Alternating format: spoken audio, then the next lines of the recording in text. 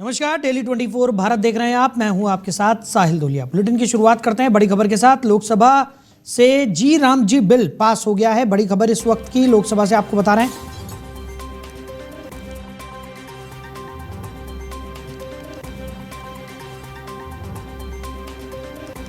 तो विपक्ष ने सदन में कागज फाड़कर फेंके और शिवराज सिंह चौहान ने बिल पर जवाब भी दिया है। बड़ी खबर आपको बता रहे हैं। लोकसभा में भारी विरोध के बीच जी राम जी बिल पास हो गया। विपक्ष ने बिल पास होने पर जमकर हंगामा किया और बिल के कागज फाड़कर फेंक दिए। सदन का माहौल इतना बिगड़ गया कि कार्यवाही कल तक के लिए स्थगित करनी पड़ी। भारत गारंटी फॉर रोजगार एंड आजीविका मिशन बिल यानी कि वीबी जी राम जी पर कृषि मंत्री शिवराज सिंह ने लोकसभा में जवाब दिया। इस दौरान विपक्ष बिल के विरोध में नारेबाजी करता रहा। विपक्षी सांसद वेल में पहुंच गए और कागज फेंके। शिवराज सिंह चौहान ने कहा कि हम किसी से भेदभाव नहीं करते। बापू हमारी प्रेरणा और श्रद्धा है। पूरा देश हमारे लिए एक है। देश हमारे लिए केवल जमीन का टुकड़ा नहीं है। हमारे विचार संकीर्ण और संकुचित नहीं है। उधर प्रधानमंत्री नरेंद्र मोदी को आपको बता दें कि ओमान का दूसरा सर्वोच्च सम्मान ऑर्डर ऑफ ओमान मिला है। उन्हें सुल्तान हैथम बिन तारिक ने सम्मानित किया। इससे पहले दोनों नेताओं ने द्विपक्षीय बैठक भी की। इस दौरान भारत और ओमान के बीच व्यापार समझौते पर साइन हुए। समझौते से भारत के textile, footwear, automobile, James and jewellery, renewable energy और ऑटो कंपोनेंट्स जैसे सेक्टर्स को सीधा फायदा होगा। इस पर नवंबर 2023 में बातचीत शुरू हुई थी। इससे पहले पीएम ने बताया कि भारत और ओमान के बीच होने वाला व्यापक आर्थिक साझेदारी समझौता यानी सीईपीए आने वाले कई दशकों तक दोनों देशों के रिश्तों की दिशा तय करेगा। उन्होंने इसे दोनों देशों के साझा भविष्य का खाका बताया। तो पीएम मोदी ने इंडिया ओमान बिजनेस फोरम को संबोधित किया। पीएम मोदी ने कहा कि मुझे 7 साल बाद ओमान आने का सौभाग्य मिला है और आज आप सभी के साथ बातचीत करने का अवसर भी मिला है। इस बिजनेस समिट के लिए आपकी गर्मजोशी मेरा भी उत्साह बढ़ा रही है। पीएम मोदी ने कहा कि आज हम एक ऐसा ऐतिहासिक निर्णय ले रहे हैं जिसकी गूंज आने वाले कई दशकों तक सुनाई देगी।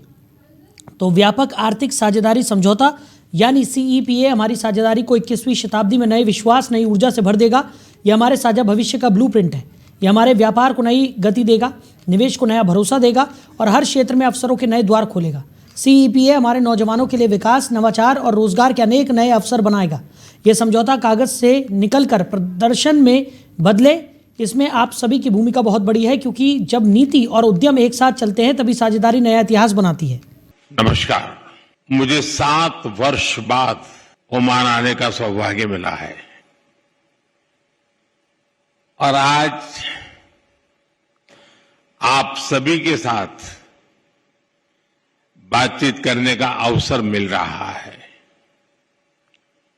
इस बिजनेस समिट के लिए आपकी गर्मजोशी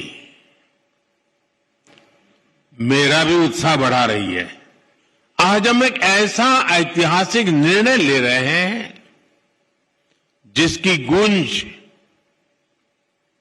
आने वाले कई दशकों तक सुनाई देगी। कॉम्प्रिहेंसिव इकोनॉमिक पार्टनरशिप एग्रीमेंट यानी सीपा हमारी पार्टनरशिप को 21वीं सेंचुरी में नया विश्वास, नई ऊर्जा से भर देगा। यह हमारे साझा भविष्य का ब्लूप्रिंट है। यह हमारे ट्रेड को नई गति देगा। देवी और सज्जनों, नमस्कार। वहीं ओमान में भारतीय समुदाय के लोगों को संबोधित करते हुए प्रधानमंत्री नरेंद्र मोदी ने भारत माता की जय, वंदे मातरम और मोदी मोदी के नारों के बीच अपना भाषण शुरू किया। ओमान में भारतीय समुदाय के लोगों को संबोधित करते हुए पीएम मोदी ने कहा कि मैं मेरे सामने एक मिनी इंडिया देख रहा हूं। ओमान में रहने वाले भारतीय अक्सर भारत आते जाते रहते हैं। आप भारत की हर घटना से अपडेट रहते हैं। आप सभी देख रहे हैं कि आज हमारा भारत कैसे प्रगति की नई गति से आगे बढ़ रहा है। भारत की गति हमारे इरादों में दिख रही है, हमारे प्रदर्शन में नजर आती है। कुछ दिनों पहले ही आर्थिक विकास के आंकड़े आए हैं और आपको पता होगा कि भारत की विकास दर 8% से भी अधिक रही है। यानी भारत लगातार दुनिया की सबसे तेजी से बढ़ती प्रमुख अर्थव्यवस्था बना है और यह तब हुआ है जब पूरी दुनिया चुनौतियों से घिरी हुई है। तो प्रधानमंत्री नरेंद्र मोदी ने ओमान में अपने भाषण की शुरुआत में ही सभी का धन्यवाद किया उन्होंने कहा कि मैं यहाँ पर एक मिनी भारत देख रहा हूँ। साथ ही साथ उन्होंने भारत की अर्थव्यवस्था में आई हुई तेज़ी का भी जिक्र किया और ओमान में लोगों को संबोधित करते हुए उन्होंने कहा कि आप सभी भारत की तमाम गतिविधियों से अपडेटेड रहते हैं। आप देख ही रहे हैं कि किस तेज़ी के साथ भारतीय अर्थव्यवस्था ग्रोथ कर रही है। साथियों, आज हम एक फैमिली की तरह इकट्ठे हुए हैं। आज हम अपने देश को, अपनी टीम इंडिया को सेलिब्रेट कर रहे हैं। साथियों, भारत में हमारी डायवर्सिटी हमारी संस्कृति का मजबूत आधार है। हमारे लिए हर दिन एक नया रंग लेकर के आता है। हर मौसम एक नया उत्सव बन जाता है। हर परंपरा एक नई सोच के साथ आती है और यही कारण है कि हम भारतीय कहीं भी जाएं, कहीं भी रहे, हम डायवर्सिटी का सम्मान करते हैं। वहीं दिल्ली में प्रदूषण से निपटने के लिए आज से कई पाबंदियां लगाई गई हैं। शहर में आज से ग्रेडेड रिस्पांस एक्शन प्लान का चौथा फेज लागू हो गया है। इसके तहत दिल्ली में BS6 से कम मानक वाले दूसरे राज्यों के निजी वाहनों की एंट्री पर रोक लगा दी गई है। गाड़ियों की एंट्री रोकने के लिए शहर में 126 चेक पॉइंट्स बनाए गए हैं। परिवहन विभाग की 80 टीमें भी तैनात रहेंगी। 100 नई इलेक्ट्रिक बसें भी चलेंगी। शहर में नो PUC नो फ्यूल नियम भी लागू हो गया है। इसके तहत बिना वैध प्रदूषण प्रमाण पत्र वाले वाहनों को पेट्रोल, डीजल या CNG नहीं मिलेगा। इसके लिए ऑटोमेटिक नंबर प्लेट, रीडर कैमरों, पेट्रोल पंपों और वॉइस अलर्ट और पुलिस की मदद से नियमों को लागू किया जा रहा है। दिल्ली में अगले 6 दिन तक AQI बहुत खराब और गंभीर श्रेणी में रहने का पूर्वानुमान है।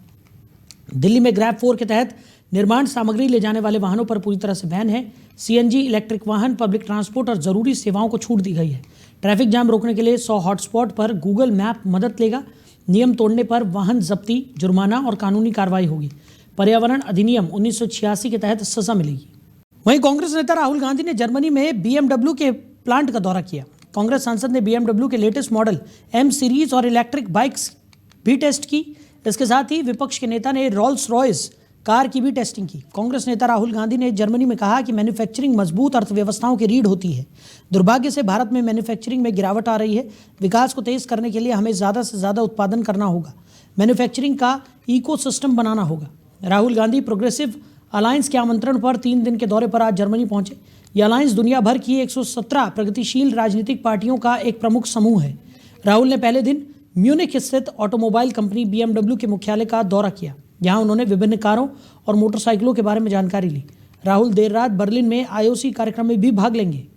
वहीं पंजाब में हुए पंचायत चुनाव में आम आदमी पार्टी ने जबरदस्त जीत दर्ज की है। ज़्यादातर सीटों पर नतीजों का ऐलान हो गया है, जिसके बाद आप के राष्ट्रीय संयोजक अरविंद केजरीवाल और मुख्यमंत्री भगवंत मान ने प्रेस कॉन्फ्रेंस की। इस दौरान केजरीवाल ने कहा कि पूरे पंजाब में ब्लॉक समितियों और जिला परिषद के चुनाव हुए, जिसके नतीजे आए हैं। अभी तक आए नतीजे दिखाते हैं कि आम आदमी पार्टी ने एक तरह से पूरे पंजाब के ग्रामीण क्षेत्र में स्वीप किया है।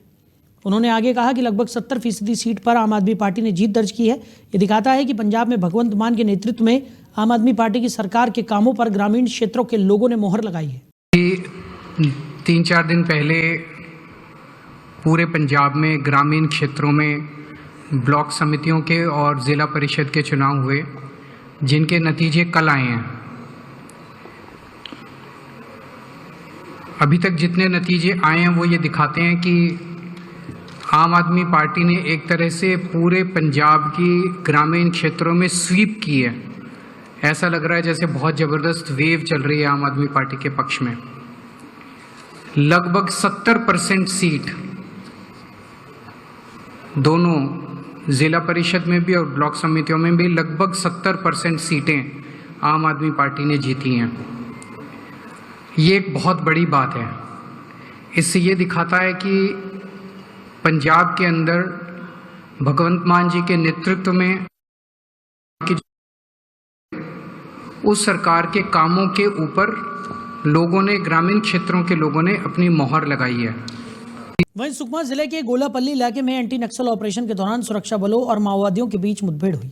ऑपरेशन में डीआरजी के जवान शामिल हैं, जिन्होंने जंगल और पहाड़ी इलाके की घेराबंदी की। सूत्रों के अनुसार मुठभेड़ में 3 माओवादियों के मारे जाने की सूचना है, जिनमें एक महिला माओवादी भी शामिल बताई जा रही है। सूत्र ये भी दावा कर रहे हैं कि मारे गए माओवादी किस्टाराम एरिया से जुड़े 3 एरिया कमेटी मेंबर हो सकते हैं। हालांकि इस संबंध में अभी आधिकारिक पुष्टि नहीं हुई है। इस मुठभेड़ में कई अन्य माओवादी घायल हो सकते हैं, लेकिन उनकी संख्या स्पष्ट नहीं है। इस पूरे घटनाक्रम की पुष्टि सुकमा एसपी ने की है कि इलाके में मुठभेड़ चल रही है और सर्च ऑपरेशन जारी है। फिलहाल सुरक्षा बल हालातों पर नजर बनाए हुए हैं। वहीं समाजवादी पार्टी के वरिष्ठ नेता और पूर्व कैबिनेट मंत्री मोहम्मद आजम खान को भड़काऊ भाषण के एक मामले में बड़ी राहत मिली है।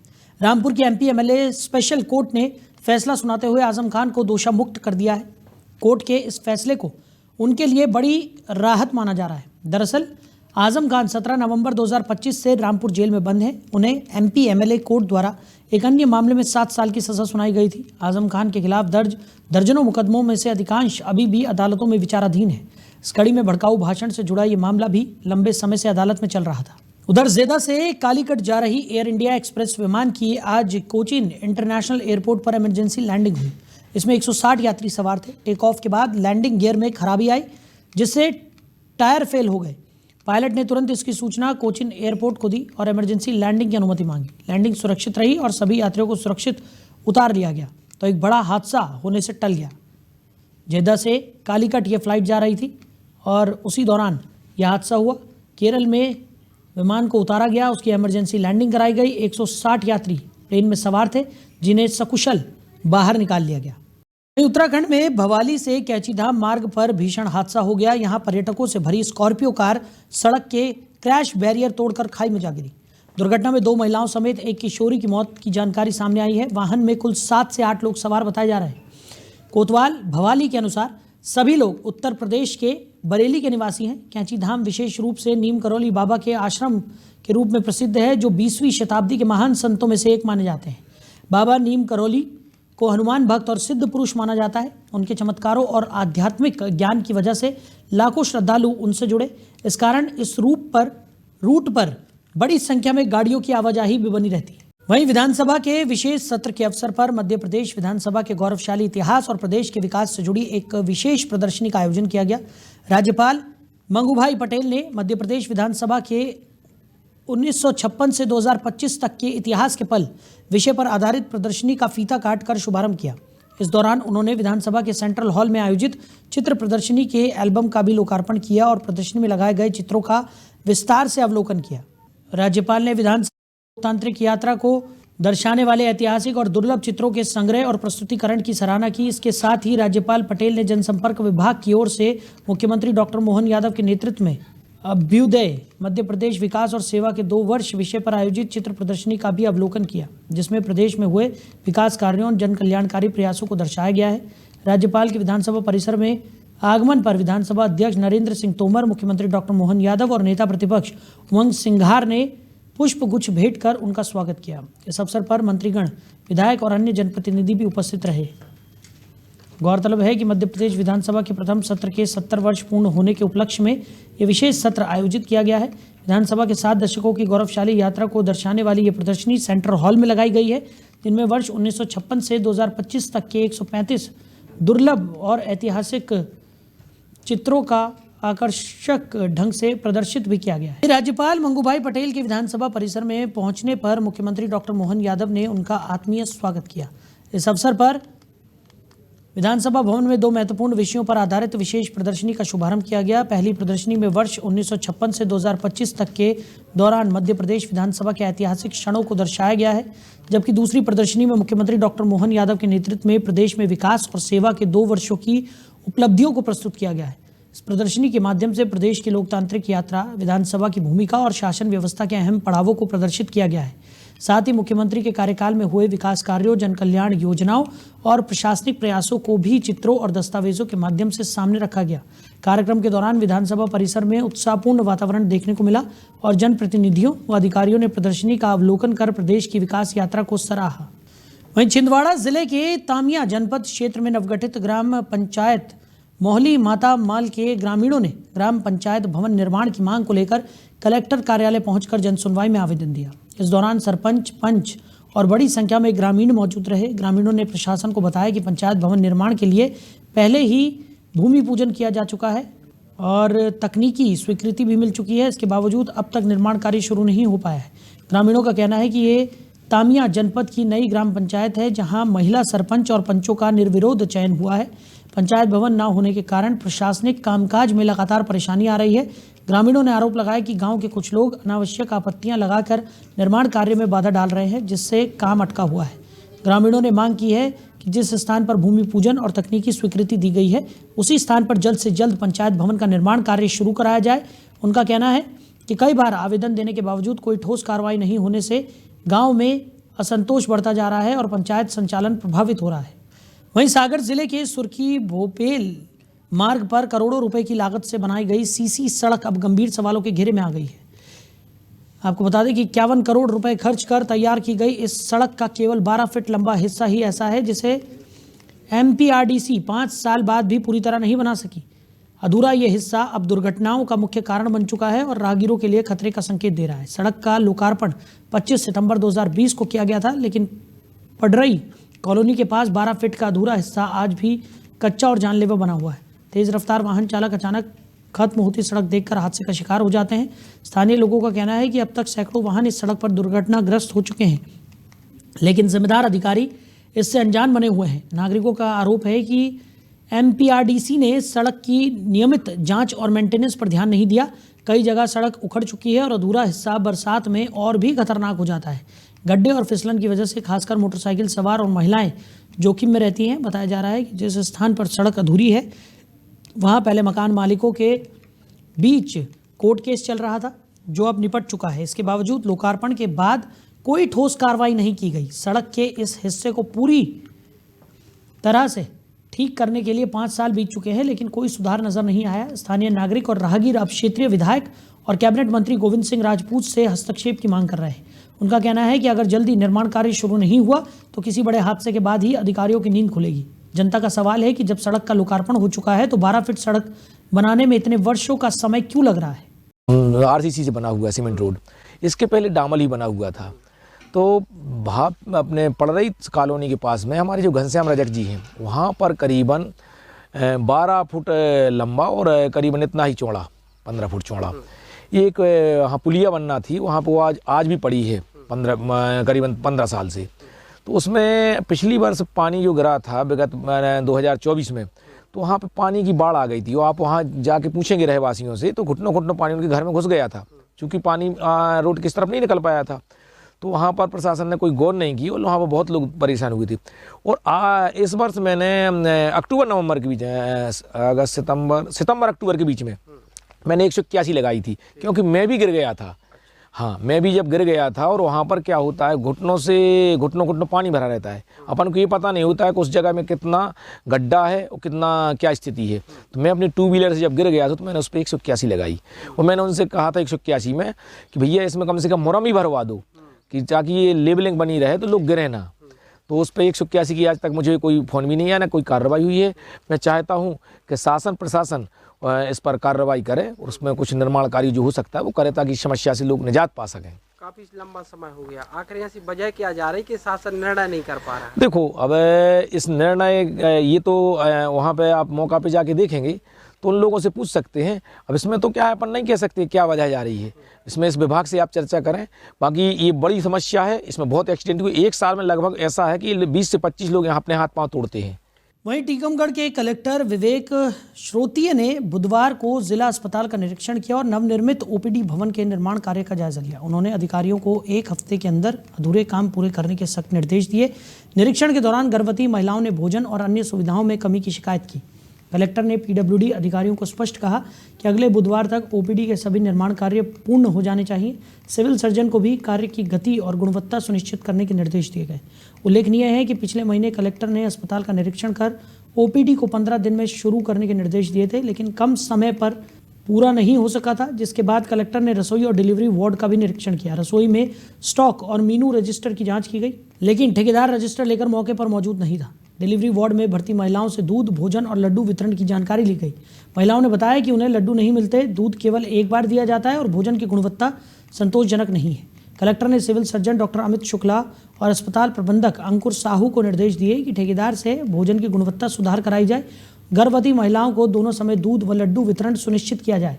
उन्होंने चेतावनी दी कि अगर व्यवस्था में सुधार नहीं हुआ तो ठेकेदार के खिलाफ बड़ी कार्रवाई की जाएगी। महिलाएं जो एडमिट थी उनसे भी बात की गई तो मालूम पड़ा कि जो एक मेनू है उसमें अगर जितनी मात्रा में दाल होना चाहिए उतनी नहीं थी, रोटियां कई जगह नहीं दी जा रही हैं, या फल था सेब फल नहीं मिल रहा है, बिस्किट नहीं मिल रहा है। तो मैंने इन सारी चीज़ों के लिए इसको बड़ी गंभीरता से हमने लिया है और इसकी पूरी जांच रिपोर्ट हम तैयार कर रहे हैं और आज शाम तक इस पर फैसला करेंगे कि इस टेंडर का क्या किया जाए। पहले सर 6 नोटिस कंपनी को दिए जा चुके हैं, लेकिन अभी तक इसको नहीं हटाया गया। क्या कारण रहा सर इसका? वही मैंने कहा कि आज चूँकि मैंने अपनी स्वयं अपनी आंखों से इन सब चीज़ों को देख लिया गया और काफ़ी गंभीर अनियमितताएँ इसमें पाई गई हैं। आज शाम तक इस पर एक रिपोर्ट तैयार की जाएगी और इस पर एक निर्णय लिया जाएगा। सर मेडिकल की अगर बात की जाए तो स्वास्थ्य विभागों से फर्जी मेडिकल बनाए जा रहे हैं। हाल ही में एक बलदेवगढ़ का भी मामला सामने आया था, सीएमएचओ को संज्ञान में भी लाया गया, इसके बावजूद भी कोई ना जांच टीम ने कार्रवाई की ना सीएमएचओ ने। इसको लेकर के आप मेरी अभी जानकारी में ये प्रकरण नहीं है। जैसे अगर ये जानकारी में आएगा तो उसमें परीक्षण करके ही बता पाऊँगा क्या कार्रवाई की जाए। आज अपना यहाँ मुख्य उद्देश्य ये था, ये मैं बार बार कहना चाहता हूँ कि स्वास्थ्य विभाग ये एक बहुत बड़ा हमारा ऐसा सेवा का संस्थान है। यहाँ पर लगभग 1800 से 2000 तक के भी लोग ओपीडी में आते हैं और काफ़ी ज़िले के लगभग 50% जो है महिलाओं की यहाँ पर प्रसूति की भी व्यवस्था होती है। तो ऐसी जगहों पर किसी भी प्रकार की, चाहे वो साफ़ सफाई से संबंधित हो, चाहे प्रबंधन से संबंधित है, महिलाओं के खान पान से संबंधित है, या जो भी व्यवस्थाएं अपेक्षित हैं शासन द्वारा की गई हैं, अगर उनमें किसी भी प्रकार की और कमी पाई जाएगी हम लोग बार बार निरीक्षण करेंगे इसमें, और जो इसमें दोषी पाया जाएगा उनको दंडित भी किया जाएगा। जो एजेंसियाँ काम नहीं कर रही उनको हटाया जाएगा और यहाँ की सारी व्यवस्थाओं में सुधार लाया जाएगा। जी, थैंक यू सर। रात में सर यहाँ तो फिलहाल इस बुलेटिन में मेरे साथ इतना ही। आप बने रहिए। नमस्कार।